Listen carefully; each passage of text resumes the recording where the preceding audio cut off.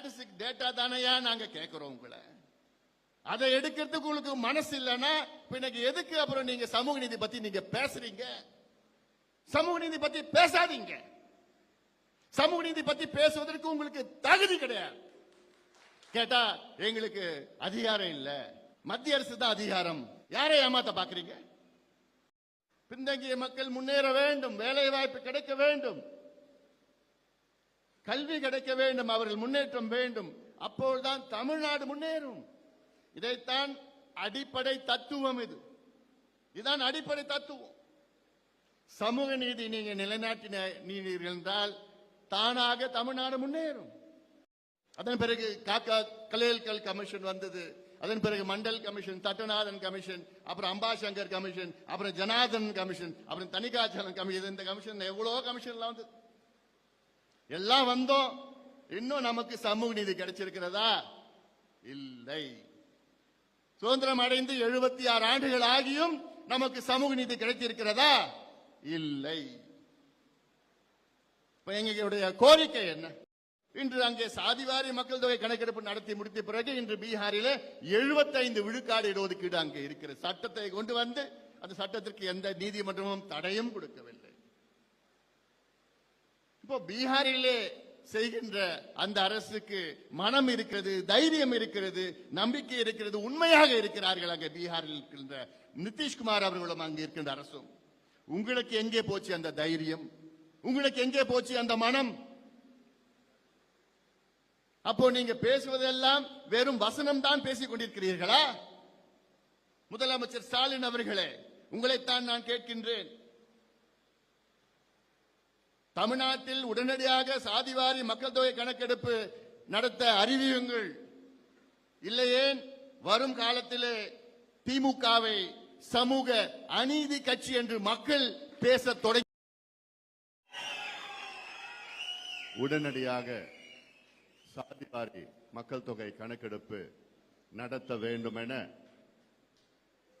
கொங்கு மண்டலத்தில் கோவையிலே பாட்டாளி மக்கள் கட்சி சார்பில் மிக சிறப்பாக நடத்தப்படுகின்ற இந்த கருத்தரங்கில் பங்கேற்று எனக்கு முன்பு பேசி அமர்ந்த பல்வேறு அமைப்புகளின் சார்ந்த தலைவர்கள், முக்கியமாக இங்கே வருகை தந்திருக்கின்ற தமிழ்நாடு புதுச்சேரி பார் கவுன்சில் துணைத் தலைவர் மரியாதைக்குரிய வழக்கறிஞர் வேலு கார்த்திக் அவர்கள், மாநில ஒருங்கிணைப்பாளர் கொங்கு மக்கள் முன்னணியின் மரியாதைக்குரிய திரு சி ஆறுமுகம் அவர்கள், நிறுவன தலைவர் கள்ளர் முன்னேற்ற சங்கத்தின் மரியாதைக்குரிய என் சரவண தேவர் மழவராயர், நிறுவனர் குளோபல் விஸ்வகர்ம சங்கத்தின் மரியாதைக்குரிய திரு ஸ்ரீதர் ராமச்சந்திரன் அவர்கள்,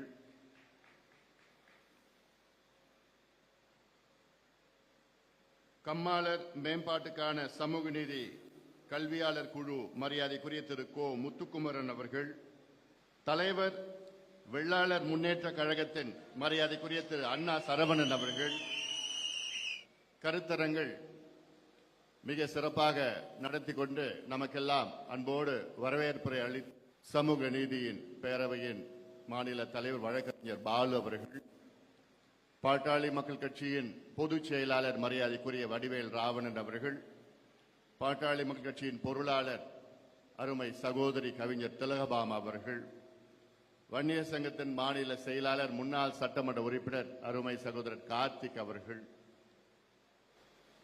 மற்றும் இங்கே இந்த முக்கியத்துவம் வாய்ந்த கருத்தரங்கள் கலந்து கொண்டிருக்கின்ற பல்வேறு அமைப்புகளை சார்ந்த என்னுடைய சகோதரர்கள் சகோதரிகள், பாட்டாளி மக்கள் கட்சியின் இந்த பகுதியை சேர்ந்த அனைத்து நிலை நிர்வாகிகள், ஊடக நண்பர்கள் உள்ளிட்ட உங்கள் அனைவருக்கும் இந்த அன்புமணி ராமதாசின் பணிவான வணக்கங்கள். உங்கள் அனைவரையும் நானும் ஒரு முறை அன்போடு வரவேற்கின்றேன். அதில் முக்கியமாக மேடையில் உள்ள அத்துணை தலைவர்களை உங்களை அன்போடு நான் வரவேற்கின்றேன். அதற்கு முக்கிய காரணம் வரும் காலத்தில் நாம் எல்லோரும் ஒன்றிணைந்து செயல்பட்டால் நிச்சயமாக தமிழ்நாட்டில் நமக்கு சமூக நீதி கிடைக்கும். அதை கிடைக்க வைக்க வேண்டும் என்ற நோக்கத்திலேதான் இந்த கருத்தரங்கை கொங்கு மண்டலத்தில் இன்று நடத்தி கொண்டிருக்கின்றோம். எனக்கு முன்பு பேசிய அத்துணை தலைவர்கள் எல்லாம் மிக சிறந்த கருத்துக்களை சொன்னார்கள், முக்கியமான கருத்துக்களை சொன்னார்கள். இந்த கருத்தரங்கின் தலைப்பு தமிழ்நாட்டில் சமூக நீதியை நிலைநாட்ட தமிழக அரசு உடனடியாக சாதிவாரி மக்கள் தொகை கணக்கெடுப்பு நடத்த வேண்டும் என. இது ஒரு முக்கியமான ஒரு கட்டத்தில் நடத்துகின்ற ஒரு கருத்தரங்கம்.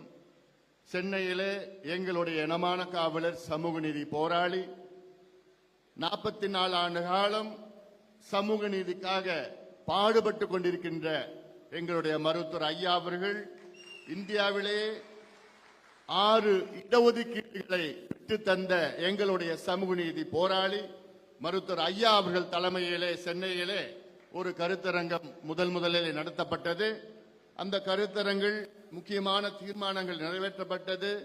அதில் பங்கேற்ற ஓய்வு பெற்ற மூத்த IAS அதிகாரி அவர்களும் தமிழ்நாட்டின் முன்னாள் தலைமை வழக்கறிஞர் அட்வொகேட் ஜெனரல், முன்னாள் அட்வொகேட் ஜெனரல் மரியாதைக்குரிய திரு மாசிலாமணி அவர்கள், அதே போன்ற காங்கிரஸ் கட்சியின் முன்னாள் நாடாளுமன்ற உறுப்பினர், முன்னாள் மத்திய இணை அமைச்சர் சுதர்சன் நாச்சியப்பன் அந்த கருத்தரங்கில் கலந்து கொண்டு அவர்கள் எல்லாம் வலியுறுத்தினார்கள், தமிழ்நாடு அரசு உடனடியாக தமிழ்நாட்டிலே சாதிவாரி மக்கள் தொகை கணக்கெடுப்பை நடத்துங்கள், உடனடியாக நடத்துங்கள். அந்த கருத்தரங்கிலே முக்கியமானது, கலைஞர் அவர்கள் முதலமைச்சராக இருந்த நேரத்தில் கலைஞர் அவர் ஆட்சியிலே தமிழக அரசின் தலைமை வழக்கறிஞர், நினைச்சு பாருங்க, திமுக ஆட்சி, கலைஞர் முதலமைச்சர், அவருக்கு அன்றைய தலைமை வழக்கறிஞர் அட்வொகேட் ஜெனரலாக பணியாற்றியவர் மூத்த வழக்கறிஞர் மாசிலாமணி அவர்கள். அவர் அந்த கருத்தரங்கள் கலந்து கொண்டு அவர் சொன்னது, ஆம், தமிழக அரசு உடனடியாக சாதிவாரி மக்கள் தொகை கணக்கெடுப்பு நடத்த வேண்டும், நடத்துவதற்கு அத்துணை அதிகாரங்களும் சட்டங்களும் தமிழக அரசுக்கு இருக்கிறது என்று உறுதிப்படுத்தியிருக்கிறார். இதற்கு மேல வேற யார் என்ன சொல்ல வேண்டும்? திமுக அரசு காலத்தில் அவங்களுடைய அட்வொகேட் ஜெனரல் இன்று தெளிவாக கிட்டத்தட்ட 40 நிமிடம் தெளிவுபடுத்தினார் அந்த கருத்தரங்கள். அதன் பிறகு மதுரையிலே பல சமுதாயத்தை சார்ந்தவர்கள் எல்லாம் அங்கே வந்தார்கள், பங்கேற்றார்கள். மிக சிறந்த ஒரு கருத்தரங்கம் மதுரையிலே நடத்தப்பட்டது. அடுத்தது இப்போ கொங்கு மண்டலத்தில் நடத்தி கொண்டிருக்கின்றோம். அடுத்த கருத்தரங்கம் தமிழ்நாட்டில் உள்ள அனைத்து பகுதிகளும், திருச்சியிலிருந்து அனைத்து மாவட்டங்களிலும் நடத்த திட்டமிட்டிருக்கின்றோம். அதற்கு முக்கிய காரணம், தமிழ்நாட்டின் சமூக நீதியை நிலைநாட்ட வேண்டும். அதாவது சமூக நீதி என்றால் காலங்காலமாக அடக்கி ஒடுக்கி வஞ்சிக்கப்பட்ட சமுதாயங்கள், பின்தங்கிய சமுதாயங்கள், கீழே இருக்கின்ற சமுதாயங்கள் எல்லாம் முன்னுக்கு கொண்டு வர வேண்டும், சமநிலை அடைய வேண்டும். அதுதான் சமூக நீதி. நம்மை சமுதாயம் ஜாதி அடிப்படையிலே தான் அந்த காலத்திலிருந்து பிரித்து வைத்தார்கள். நமக்கு இடஒதுக்கீடு இன்று கிடைப்பதும் அந்த ஜாதி அடிப்படையிலே தான் நமக்கு கிடைத்துக் கொண்டிருக்கிறது. இந்தியாவிலே கல்வியிலும் வேலை வாய்ப்பிலும் இடஒதுக்கீடு கிடைப்பது சாதி அடிப்படையிலே தான் கிடைக்கிறது. மத அடிப்படையில் அல்லது இனமோ மொழியோ வேற எந்த அடிப்படையிலும் கிடைப்பது கிடையாது. சாதி அடிப்படையிலே தான் நமக்கு கிடைத்துக் கொண்டிருக்கிறது. இன்னும் சொல்ல போனால் 10% EWS, எக்கனாமிக்கலி வீக்கர் செக்ஷன், முன்னேறிய சமுதாயத்துக்கு அதுவும் சாதி அடிப்படையிலே தான் இடஒதுக்கீடு. ஏன்னா முன்னேறிய சாதியில் அங்கே ஏழை மக்கள் இருக்கிறார்கள். அவர்களுக்கு இந்தியாவிலே 10 விழுக்காடு இடஒதுக்கீடு. அதாவது இந்தியாவிலே மொத்தத்தில் பாத்தீங்கன்னா முன்னேறிய சமுதாயம் மொத்தத்திலேயே 7-8 விழுக்காடு தான் இருப்பாங்க இந்தியாவில். அதுல ஏழை மக்கள் அதுல ஒரு 1%, 1/2% தான் இருப்பாங்க. ஆனா அப்படிப்பட்ட மக்களுக்கு 10 விழுக்காடு இடஒதுக்கீடு இந்திய அரசு கொண்டு வந்தது சட்டம். அதை சட்டத்தை தக்க வைத்திருக்கிறது உச்சநீதிமன்றம். அதுக்குள்ள நான் போல விரும்பல. இப்போ அதெல்லாம் வேண்டாம். ஏன்னா இப்ப பேசணும்னா 2 மணி நேரம் பேசலாம். அவ்வளவு பெரிய சப்ஜெக்ட் இது. காலம் போயிட்டு இருக்கு. 1:30 மணி ஆயிடுச்சு. நீங்க எல்லாம் உங்க முகத்தெல்லாம் பார்த்தா கொஞ்சம் பசியோட இருக்கிறீங்க. ஆனாலும் முக்கியமான கட்டத்தில் இருக்கின்றோம். முக்கியமான ஒரு கூட்டத்துக்கு நீங்க எல்லாம் வந்திருக்கீங்க. உங்க எல்லாம் பார்க்கறதுல ரொம்ப ரொம்ப எனக்கு சந்தோஷமா இருக்குது. ஏன்னா காரணம், நீங்க எல்லாம் சமூக நீதி போராளிகள். உங்களை எல்லாம் நான் சமூக நீதி போராளிகளா நான் பார்க்கிறேன். ஏன்னா இப்படியே காலம் கடந்து விடக்கூடாது. மேடையில் பேசினவங்க எல்லாம் சொன்னாங்க, தமிழக அரசு தூங்கிக் கொண்டிருப்பது போல் நடித்துக் கொண்டிருக்கிறது. தூங்குறவர்களை நாம் எழுப்பலாம், ஆனால் தூங்கிக் கொண்டிருக்கின்ற நடிப்பவர்களை எழுப்புவது கொஞ்சம் கடினம். ஆனாலும் எழுப்பிடலாம். நீங்க நினைச்சா எழுப்பிடலாம். அவர்களை எழுப்புகின்ற காலம் வந்து விட்டது. எழுப்புகின்ற காலம் வந்துடுச்சு. இது ஏதோ பாட்டாளி மக்கள் கட்சி பிரச்சனையோ, இது வன்னியர்கள் பிரச்சனையோ கிடையாது. இது தமிழ்நாட்டின் மக்களுடைய பிரச்சனை. இது தமிழ்நாட்டு மக்களுக்கு சமூக நீதி வேண்டும். இதுல இப்ப எனக்கு மட்டும் சாப்பாடு கிடைச்சா போறாது. எனக்கு சாப்பாடு கிடைச்சா ஐயோ நான் சந்தோஷமா இருக்கிறேன்னா நிச்சயமா நானோ மருத்துவர் ஐயாவோ நினைக்க போறது கிடையாது. இல்ல என்னை சார்ந்தவர்களுக்கு மட்டும் சாப்பாடு கிடைச்சா போதும்னு அந்த நிலையும் எனக்கு இல்ல. எனக்கு எல்லாருக்கும் சாப்பாடு கிடைக்கணும், எல்லாருக்கும் பசி ஆற வேண்டும் என்ற நோக்கம்தான் எனக்கும் சரி மருத்துவர் ஐயாவுக்கும் சரி. அந்த அடிப்படையில் தான் இங்க நான் வந்திருக்கிறேன். அதுதான் இன்னைக்கு வேண்டும். அதனால தான் இது போன்ற கருத்தரங்களை தொடர்ந்து நடத்தி தமிழக அரசை விழித்துக் கொள்ளுங்கள், விழித்துக் கொள்ளுங்கள். எங்களுக்கு சாப்பாடு வேண்டும், பசி எடுக்கிறது, எங்களுக்கு சாப்பாடு வேண்டும். சாப்பாடுனா என்ன? சமூக நீதி வேண்டும். பின்தங்கிய மக்கள் முன்னேற வேண்டும், வேலை வாய்ப்பு கிடைக்க வேண்டும், கல்வி கிடைக்க வேண்டும், அவர்கள் முன்னேற்றம் வேண்டும். அப்போதுதான் தமிழ்நாடு முன்னேறும். இதைத்தான் அடிப்படை தத்துவம். இதுதான் அடிப்படை தத்துவம். சமூக நீதி நீங்க நிலைநாட்டினீர்கள் என்றால் தானாக தமிழ்நாடு முன்னேறும். அந்த காலத்திலிருந்து நம்ம பார்த்துட்டோம். தந்தை பெரியார் அவர்கள் சமூக நீதிக்காக எத்தனை போராட்டம் நடத்தி, இன்று தந்தை பெரியார் அவர்கள் எங்களை பொறுத்தவரை இன்று இந்தியாவிலே சமூக நீதிக்கு போராடிய முதல் தலைவராக நாங்கள் பார்க்கின்றோம். அந்த வழியிலே, தந்தை பெரியார் வழியிலே நாங்களும் வந்தவர்கள் என்று இன்று தமிழக அரசு சொல்லிக் கொண்டிருக்கின்றார்கள். அதை நான் இன்று ஏற்றுக்கொள்ளப் போவது கிடையாது. உண்மையிலே நீங்கள் தந்தை பெரியார் அவர்கள் வழியில் வந்தவர்கள் என்றால் இந்நேரம் நீங்கள் சாதிவாரி மக்கள் தொகை கணக்கெடுப்பு நடத்தியிருப்பீர்கள், சமூக நீதி நிலைநாட்டியிருப்பீர்கள். ஆனால் அதையெல்லாம் வெறும் பேச்சு மட்டும்தான். செயலிலே நீங்கள் அதை காட்டுவதற்கு உங்களுக்கு என்ன தயக்கம்? இத்தனை மாநிலங்கள் இன்று சாதிவாரி மக்கள் தொகை கணக்கெடுப்பு நடத்தினார்கள், நடத்தி முடித்து விட்டார்கள். அதுல எனக்கு பெரிய வருத்தம், தமிழ்நாட்டில் தான் முதல் அறிவிச்சிருக்கணும். ஏன்னா இந்த சமூக நீதி உடைய பிறப்பிடம் தமிழ்நாடு. ஆனா அதை எல்லாத்தையும் விட்டுட்டு பீகார்ல முதல்ல அது அறிவிக்கல. முதல்ல அறிவிச்சது கர்நாடகாவில் கணக்கு எடுத்துட்டாங்கன்னு அறிவிக்கிறதுக்கு தாமதம். ஆனா இடைக்காலத்தில் பீகார் மாநிலத்தில் ஜாதிவாரி மக்கள் தொகை கணக்கெடுப்பு நடத்தி முடிச்சிட்டு அதுல வெளியிட்டு அதற்கு பிறகு பீகாரிலே இடஒதுக்கீடும் உயர்த்தியிருக்கின்றார்கள். அந்த அடிப்படையில் பீகாரிலே இதற்கு முன்பு இடஒதுக்கீடு 50 விழுக்காடு தான் இருந்தது. அதன் பிறகு 10 விழுக்காடு, இடபிள்யூஎஸ் 60 விழுக்காடு. இன்று அங்கே சாதிவாரி மக்கள் தொகை கணக்கெடுப்பு நடத்தி முடித்த பிறகு இன்று பீகாரிலே 75 விழுக்காடு இடஒதுக்கீடு அங்கே இருக்கிற சட்டத்தை கொண்டு வந்து அந்த சட்டத்திற்கு எந்த நீதிமன்றமும் தடையும் கொடுக்கவில்லை. இப்போ பீகாரிலே செய்கின்ற அந்த அரசுக்கு மனம் இருக்கிறது, தைரியம் இருக்கிறது, நம்பிக்கை இருக்கிறது, உண்மையாக இருக்கிறார்கள். அங்கே பீகாரில் இருக்கின்ற நிதிஷ்குமார் அவர்களும் அங்கே இருக்கின்ற அரசும். உங்களுக்கு எங்கே போச்சு அந்த தைரியம்? உங்களுக்கு எங்கே போச்சு அந்த மனம்? அப்போ நீங்க பேசுவதெல்லாம் வெறும் வசனம் தான் பேசிக் கொண்டிருக்கிறீர்களா? முதலமைச்சர் ஸ்டாலின் அவர்களே, உங்களைத்தான் நான் கேட்கின்றேன். தமிழ்நாட்டில் உடனடியாக சாதிவாரி மக்கள் தொகை கணக்கெடுப்பு நடத்த அறிவியுங்கள். இல்லையேன் வரும் காலத்திலே திமுகவை சமூக அநீதி கட்சி என்று மக்கள் பேச தொடங்கிவிட்டுவார்கள். இன்று எச்சரிக்கை, இது அன்பான எச்சரிக்கை. அதனால அந்த நிலைக்கு உங்கள் கட்சி மக்கள் பேசக்கூடாது. அதற்காகத்தான் இன்று நான் சொல்கின்றேன்.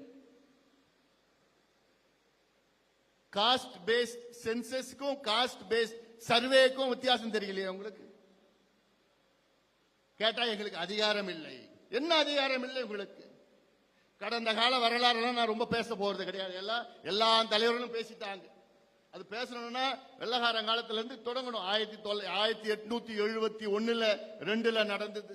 பிறகு 1881 தான் முதல் ஜாதிவாரி கணக்கெடுப்பு. அப்புறம் 6 ஆண்டுகள் நடந்தது. 1931 தான் கடைசியில நடந்தது. 41 உலக 2வது போர் வந்தது. 51 சுதந்திரம் கிடைச்சிருச்சு. சுதந்திரம் கிடைச்ச பிறகு அது தூக்கி போட்டாங்க. அவ்வளவுதான். அந்த மனநிலை அதுக்குள்ள போனா வேண்டாம். இனி என்ன செய்ய வேண்டும்? அதன் பிறகு காக்கா கலேல்கல் கமிஷன் வந்தது. அதன் பிறகு மண்டல் கமிஷன், தட்டநாதன் கமிஷன், அப்புறம் அம்பாசங்கர் கமிஷன், அப்புறம் ஜனார்தன் கமிஷன், அப்புறம் தணிகாச்சலம் கமிஷன். இந்த கமிஷன் எவ்வளவு கமிஷன்லாம் வந்து எல்லாம் வந்தோம். இன்னும் நமக்கு சமூக நீதி கிடைச்சிருக்கிறதா? இல்லை. சுதந்திரம் அடைந்து 76 ஆண்டுகள் ஆகியும் நமக்கு சமூக நீதி கிடைத்திருக்கிறதா? இல்லை. இப்ப எங்களுடைய கோரிக்கை என்ன? இப்போ ஒரு 100 மாம்பழம் இருக்கு. 100 மாம்பழத்தை ஒரு 30 குடும்பம் இருக்கிறாங்க. அந்த 100 மாம்பழத்தை அந்த 30 குடும்பத்துக்கிட்ட கொடுக்கணும். எப்படி பங்கிட்டு கொடுப்பீங்க? சில குடும்பத்துல 2 பேர் இருப்பாங்க, சில குடும்பத்துல 5 பேர் இருப்பாங்க, சில இதுல 8 பேர், 9 பேர், 10 பேர், பெரிய குடும்பத்துல 15 பேர் கூட இருப்பாங்க.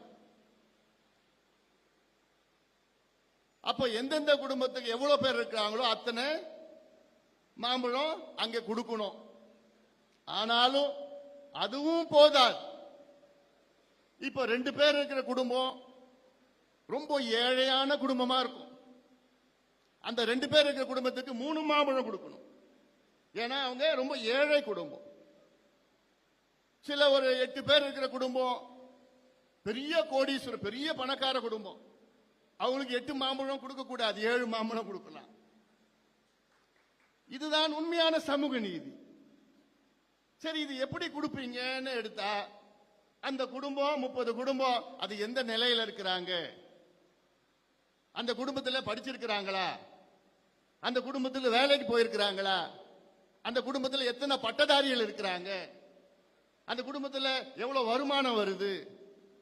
அந்த குடும்பத்தில் வீட்டில் அந்த வீடு பெரிய வீடு இருக்குதா, இல்ல குடிசையில் இருக்கிறாங்களா, இல்ல அந்த குடும்பத்தில் கழிப்பறை இருக்கிறதா?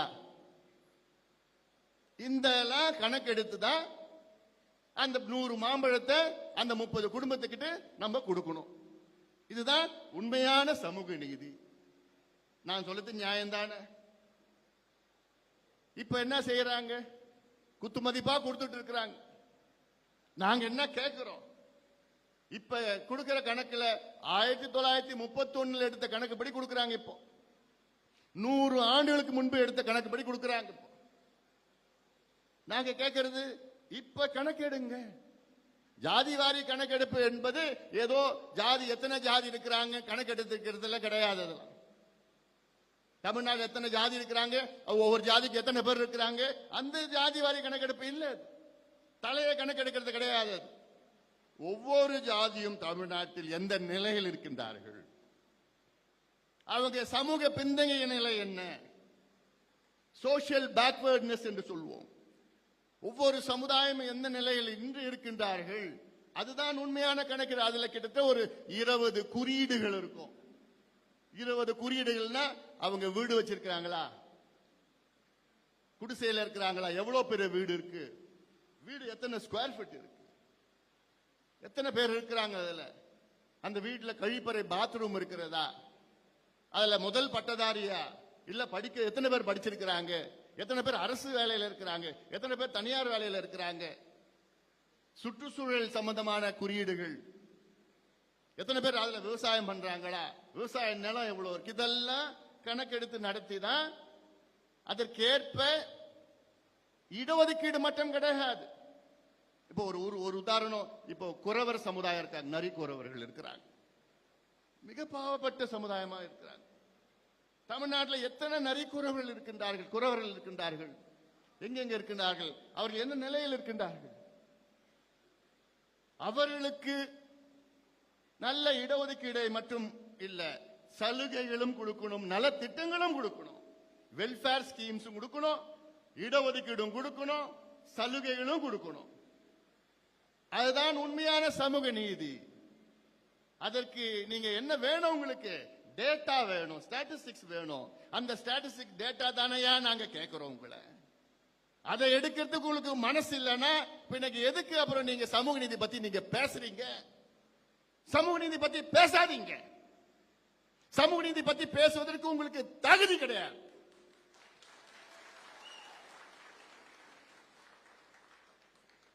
கேட்டா எங்களுக்கு அதிகாரம் இல்ல, மத்திய அரசு தான் அதிகாரம். யாரை ஏமாத்த பாக்குறீங்க? நாங்க தான் புட்டு புட்டு வச்சிருக்கிறோம். நீங்க சொல்ற கணக்குப்படி பாத்தீங்கன்னா இந்தியன் சென்சஸ் ஆக்ட் 1948 படி மக்கள் தொகை கணக்கெடுப்பு நடத்துவது மத்திய அரசு தான் எடுக்கணும். அது தலையன்றது, அவ்வளவுதான். 10 ஆண்டுகளுக்கு ஒரு முறை நடத்திட்டு இருக்கணும். ஆனால் நாங்க கேட்கிறது இந்தியன் ஸ்டாட்டிஸ்டிக்கல் ஆக்ட் 2008 படி பாத்தீங்கன்னா அதுல ஜாதிவாரி கணக்கெடுப்பு, ஒவ்வொரு ஜாதியும் ஒவ்வொரு சமுதாயம் எந்த நிலையில் இருக்கிறது, அந்த கணக்கெடுப்பு தலை கணக்கு மட்டும் கிடையாது, எந்த நிலையில் இருக்கிறது, முன்னேறி இருக்கிறதா, பின்தங்கி இருக்கிறதா, இன்னும் மோசமான நிலையில் இருக்கிறதா என்றெல்லாம் கணக்கெடுப்பு நடத்துவது இந்தியன் ஸ்டாட்டிஸ்டிக்கல் ஆக்ட் 2008 படி அதிகாரம் மத்திய அரசுக்கும் இருக்கிறது, மாநில அரசுக்கும் இருக்கிறது, உள்ளாட்சி மன்றத்திற்கும் இருக்கிறது. இது சட்டம், ஆக்ட். பீகார் மாநிலத்தில் இந்த இந்தியன் ஸ்டாட்டிஸ்டிக்கல் ஆக்ட் 2008 படிதான் பீகார் மாநிலத்தில் ஜாதிவாரி கணக்கெடுப்பு நடத்தி இருக்கின்றார்கள். Caste based survey, not caste based census. இதான் நாங்க கேட்கிறோம் உங்களை. அதை நடத்தி முடிச்சு அங்க இடஒதுக்கீடு அதிகப்படுத்தி இருக்கிறாங்க. இந்தியாவிலே அதிக இடஒதுக்கீடு இன்னைக்கு பீகார் மாநிலம். அதுக்கு முன்பு தமிழ்நாட்டில் 69 விழுக்காடு இடஒதுக்கீடு. இந்த 69 விழுக்காடு இடஒதுக்கீடு எத்தனை போராட்டங்களால் வந்தது. அது கொஞ்சம் கொஞ்சமா வந்தது, கொஞ்சம் கொஞ்சமா 35% இருந்தது, 39 வந்தது, அப்புறம் 48 வந்தது, 41 வந்தது, அதுக்கப்புறம் 50 வந்தது, அப்புறம் 68 வந்தது, அப்புறம் 69 வந்தது. இதெல்லாம் கடந்த காலத்தில் எத்தனையோ ஆர்ப்பாட்ட போராட்டம் தான் வந்தது. ஆனா ஏன் தமிழ்நாடு அரசு உடனடியாக எடுக்க வேண்டும் என்று நான் கேட்கிறேன். நான் ஏன், முக்கியமான காரணங்கள் இருக்கு, பல காரணங்கள் இருக்கிறது. ஒண்ணு, எல்லா மாநிலமும் பக்கத்தில் இருக்க மாநிலம் எல்லாம் எடுத்துட்டு இருக்காங்க. இப்போ கர்நாடகா எடுத்து முடிச்சிட்டாங்க, ஆந்திராவில் எடுக்க ஆரம்பிச்சிட்டாங்க, தெலுங்கானால இப்ப கொஞ்ச நாள் அறிவிக்க போறாங்க, ஒரிசாவில் எடுத்துட்டு இருக்கிறாங்க, கேரளால மட்டும் எடுக்க போறாங்க. இன்னும் தயக்கம் இருக்கு, அதுவும் எடுக்க ஆரம்பிச்சுடுவாங்க. மற்ற தென்னிந்தியாவில் எல்லா மாநிலத்தையும் எடுத்துட்டு இருக்கிறாங்க. ஆனா திமுக அரசு இன்னும் தூங்கி கொண்டிருக்கிறது. இல்ல தூங்குவது போல் நடித்துக் கொண்டிருக்கிறது. அதனால்தான் அவர்களை எழுப்புகின்ற காலம் நேரம் வந்துவிட்டது. ஏன் தமிழ்நாட்டில் எடுக்கணும் அவசியம்? ஒரு வழக்கு உச்ச நீதிமன்றத்தில் இன்னும் நிலுவையில் இருக்கிறது. என்ன வழக்கு? தமிழ்நாட்டில் 69 விழுக்காடு இடஒதுக்கீடு நமக்கு கிடைத்திருக்கிறது. அந்த வழக்கு, அந்த 69 விழுக்காடு இடஒதுக்கீடை எதிர்த்து உச்சநீதிமன்றத்தில் அந்த வழக்கை, இந்த இடஒதுக்கீடு எதிர்ப்பாளர்கள் அந்த வழக்கை போட்டார்கள். அந்த வழக்கு இன்னும் இருக்கிறது. அதற்கு ஒரு இடைக்கால தீர்ப்பு 2010 வந்தது. எப்போ? 13 ஆண்டுகளுக்கு முன்பு ஒரு தீர்ப்பு வந்தது, உச்சநீதிமன்றம் தீர்ப்பு, இடைக்கால தீர்ப்பு. அந்த தீர்ப்பு என்ன சொன்னாங்கன்னா, நான் அடுத்த ஓராண்டு காலம் 69 விழுக்காடு இடஒதுக்கீடு தமிழ்நாட்டிற்கு நான் அனுமதி கொடுக்கின்றோம். ஆனால் அந்த ஓராண்டு காலத்திற்குள் தமிழக அரசு ஜாதிவாரி கணக்கெடுப்பு நடத்தி அந்த டேட்டா எங்களுக்கு கொடுக்கணும். டேட்டா கொடுத்து தமிழ்நாட்டில் 69 விழுக்காடு மக்கள் அங்கே தாழ்த்தப்பட்ட பழங்குடி மிக பிற்படுத்த மக்கள் இருக்கின்றார்களா என்று நீங்க நிரூபணம் செய்ய வேண்டும் என்று 2010 திமுக ஆட்சி காலத்திலே தீர்ப்பு வழங்கியது உச்சநீதிமன்றம். அந்த தீர்ப்பு வந்தவுடன் எங்களுடைய மருத்துவர் ஐயா அவர்கள் அன்றைய முதலமைச்சர் கலைஞர் அவர்களை நேரிலே சந்தித்து கிட்டத்தட்ட 50 சமூக தலைவர்களை அழைத்து வந்து 1 மணி நேரம் பாடம் நடத்தினார். கலைஞர் அவர்களுக்கு 1 மணி நேரம் இந்த ஜாதிவாரி கணக்கெடுப்பு முக்கியத்திற்காக. கலைஞரும் எனக்கும் உடந்ததான் சொல்றார், எனக்கும் உடந்ததான், ஆனாலும் அது சட்டம்லாம் நம்ம பார்க்கணும் அப்படின்னு அப்போ இருக்கின்ற அம்பாசங்கர் அவர்களை ஜனார்தனம் அவர்களை அழைத்து, நீதி அரசு ஜனார்தனம் அவர்களை அழைத்து இது பாருங்க என்னன்னு பாருங்க. ஜனார்தனம் அவர்கள் என்ன பண்ணாரு, அந்த டேட்டாவெல்லாம் கலெக்ட் பண்ணி அதை வந்து கொலேட் பண்ணிட்டார். பழைய டேட்டா எல்லாம் வச்சு அப்போ 31 சென்சஸ் சட்டநாதன் கொடுத்தது, அம்பாசங்கர் 85 கொடுத்தது, அதெல்லாம் பள்ளி கொலேட் பண்ணி அதெல்லாம் போட்டு ஒரு மாதிரி கொடுத்து விட்டு இதை உச்சநீதிமன்றத்தில் கொடுத்துட்டாங்க. ஆனாலும் உச்சநீதிமன்றத்துக்கு இது எங்களுக்கு திருப்தி இல்லைன்னு சொல்லிட்டாங்க. உடனடியாக எடுங்கள் என்று சொல்லி 13 ஆண்டுகள் ஆகிறது. 13 ஆண்டுகளும் தமிழக அரசு தூங்கிக் கொண்டிருக்கிறது. அது என்னைக்கு அதை ரத்து பண்ண போறாங்க எனக்கு தெரியாது. ஏன்னா அந்த 69 விழுக்காடு இடஒதுக்கீடு இன்னைக்கு 9வது அட்டவணையிலே பாதுகாக்கப்பட்டு இருக்கிறது. அதை என்னைக்கு கலைக்க போறாங்கன்னு எனக்கு தெரியாது. அந்த 9வது அட்டவணையில பாதுகாத்தது அன்றைய முதலமைச்சர் ஜெயலலிதா அம்மையார் தான். 93 94 நமக்கு கிடைச்சது. அது மட்டும் அந்த அம்மா செய்யலன்னா இன்னைக்கு தமிழ்நாட்டில் 50 விழுக்காடு இடஒதுக்கீடு தான். அதுக்கு மேல 1% கூட போயிருக்காரு. இது நான் அரசியல் நான் பேசல, நான் நடந்தது நான் சொல்லிட்டு இருக்கிறேன். இன்னொன்னு, இது அரசியல் மேடையே கிடையாது. இங்க கூடுவதற்கு இங்க வந்து அரசியல் செய்யறதுக்காக நாங்க கூடல, தேர்தலுக்காகவோ அரசியலுக்காக நாங்க கூடல, சமூக நீதிக்காக நாங்கள் கூடியிருக்கின்றோம். இது சமூக நீதி மேடை. சமூக நீதி நிலைநாட்ட நம் உரிமைகளை மீட்டெடுக்க நாம் இங்கே கூடியிருக்கின்றோம். இது நம்ம உரிமைகள். அதனால தான் ஒரு சில பேர் இங்க போய் அங்கங்க கூட்டி அத எலெக்ஷனுக்கு கூட்டணி இதெல்லாம் நாங்க அப்படி கிடையாது. ஆனால் சாதியை வைத்து அரசியல் செய்து கொண்டிருக்கின்ற திராவிட கட்சிகள் உண்மையிலே அவங்க தான் சாதியை வைத்து அரசியல் செய்து கொண்டிருக்கின்றார்கள். ஆனா அப்படிப்பட்ட சாதியை வைத்து அரசியல் செய்து வெற்றி பெற்றுக் கொண்டிருக்கின்ற திராவிட கட்சிகள் அந்த அவர்களை முன்னேற்றிய சாதிகளுக்காக அவர்கள் எதுவும் செய்தது கிடையாது. காரணம், இந்த சாதிகள் எல்லாம் முன்னேறிடுச்சுன்னா அவங்களுக்கு ஓட்டு போட மாட்டாங்க. இந்த சாதிகள் எல்லாம் அடிமையா வச்சிருக்கணும், அப்படியே வச்சிருக்கணும். அப்பதான் வாழ்க வாழ்கன் கோஷம் இட்டு அவங்களுக்கு கொடியை பிடிச்சிட்டு போவாங்க. எல்லாம் படிக்க ஆரம்பிச்சுட்டு வேலைக்கு போயிட்டாங்கன்னா அவங்களுக்கு யாரும் ஆதரவு கொடுக்க மாட்டாங்க.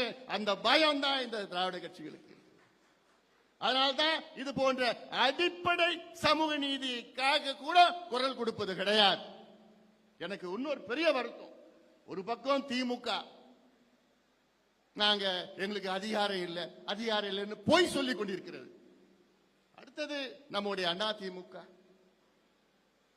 நம்முடைய எடப்பாடி பழனிசாமி முன்னாள் முதலமைச்சர் அவர்கள் இது வரைக்கும் அவர் ஒரு முறையாவது ஏதாவது ஒரு குரல் ஆமாங்க, இது ஏதோ நான் கேட்கறது கிடையாது, ஆமாங்க நியாயமான கோரிக்கை, தமிழ்நாட்டில் சாதிவாரி மக்கள் தொகை கணக்கு நடக்கணும்னு ஒரு வார்த்தை சொல்லணும். அதுல எனக்கு ரெண்டு பேர் மேலேயும் வருத்தம் தான் எனக்கு. அதே வேளையை இங்க நான் அரசியல் பேச